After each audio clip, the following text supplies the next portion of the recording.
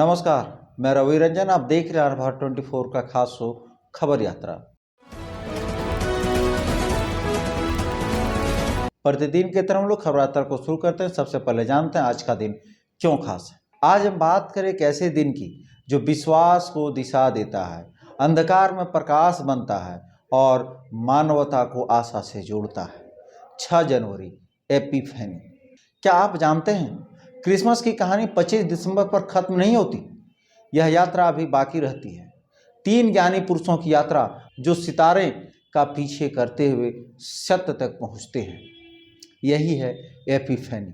6 जनवरी को ईसाई समुदाय में एपिफेनी यानी 3 किंग्स डे मनाया जाता है। यह दिन ईसा मसीह के दिव्य स्वरूप के प्रकटीकरण का प्रतीक है, जब उनका संदेश सिर्फ एक समुदाय नहीं बल्कि पूरी दुनिया के लिए प्रकट होता है।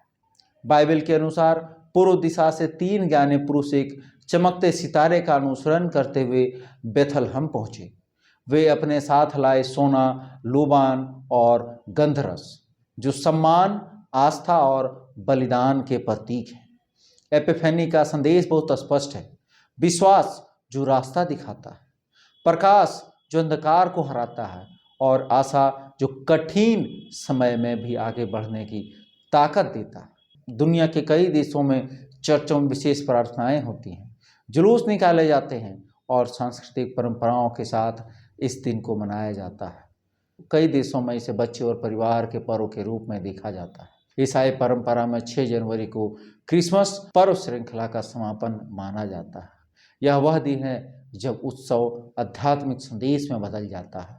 6 जनवरी एपिफेनी एक ऐसा दिन जो हमें याद दिलाता है कि विश्वास रास्ता दिखाता है, प्रकाश जीवन बदलता है और आशा मानवता को आगे बढ़ाती है।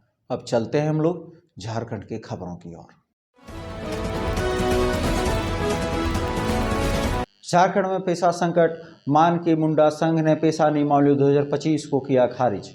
मान के मुंडा संघ की कोल्हान पोड़ाहाट केंद्रीय कमेटी की बैठक चाईबासा में हुई, जिसमें झारखंड पंचायत उपबंध यानी अनुसूचित क्षेत्र नियमावली 2025 को असंवैधानिक बताते हुए सर्वसम्मति से खारिज कर दिया।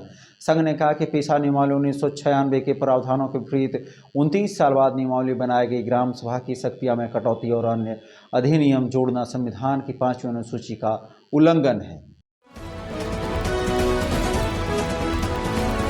अंधविश्वास ने ली जान। झारखंड के गढ़वा में बेटे ने सोते पिता को कुल्हाड़ी से काट डाला। गढ़वा जिले के बड़गढ़ थाना क्षेत्र में गड़िया गांव में अंधविश्वास ने रिश्ते को कलंकित कर दिया। डायन भूत के शक में बेटे ने अपने पिता को कुल्हाड़ी से हत्या कर दी।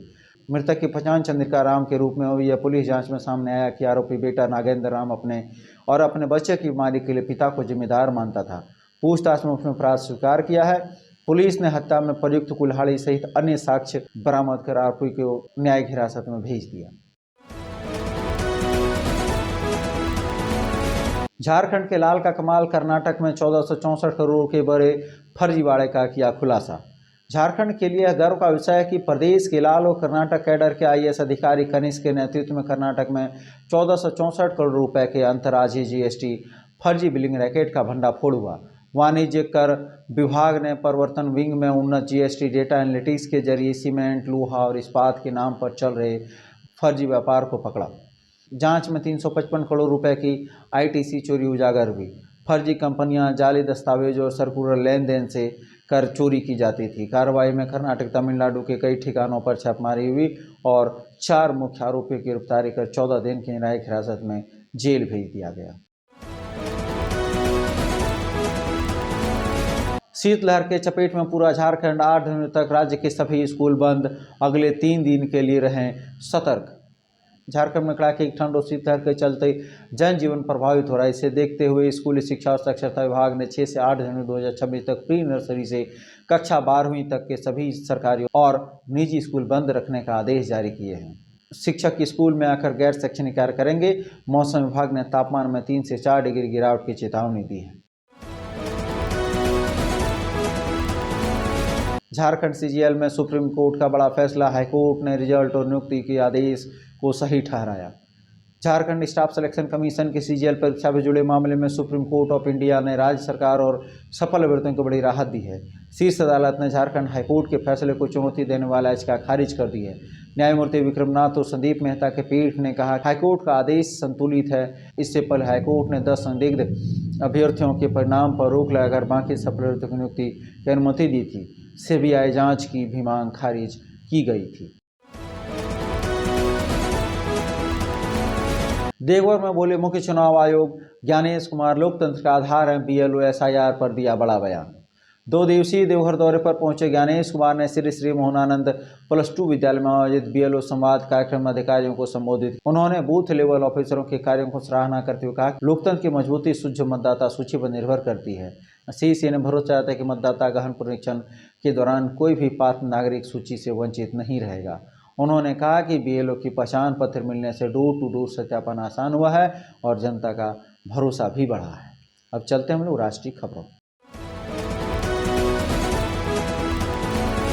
हवा से जमीन तक बिगड़ा मौसम, 69 ट्रेनें प्रभावित, एयरलाइंस ने जारी किया कस्टमर सपोर्ट नंबर। उत्तर भारत में कड़ाके की ठंड और घने कोहरे ने यात्रियों की परेशानी बढ़ा दी है। विजिबिलिटी कम होने के कारण रेल और हवाई सेवाएं बुरी तरह प्रभावित हो रही है। रेलवे के अनुसार फिलहाल 69 ट्रेनें देर से चल रही है, जबकि 3 ट्रेनों को डाइवर्ट किया गया है। औसतन ट्रेनें में 1 से 2 घंटे की देरी दर्ज की गई है। यात्रियों से स्टेशन निकलने से पहले ट्रेन की स्थिति जांचने की अपील की गई है। वहीं एयरपोर्ट अथॉरिटी ऑफ इंडिया ने चेतावनी दी कि कम दृश्यता के कारण उड़ानों में देरी, होल्डिंग और डाइवर्जन हो सकता है। यात्रियों को एयरलाइन से अपडेट लेकर अतिरिक्त समय के साथ यात्रा करने की सलाह दी है। उमर खालिद का जमानत याचिका खारिज। 2020 के दिल्ली दंगे की साजिश में शामिल उमर खालिद और शर्जील इमाम की जमानत याचिका खारिज कर दी गई है, जबकि गुलफिसा फातिमा समेत अन्य 5 आरोपियों को जमानत मिली है।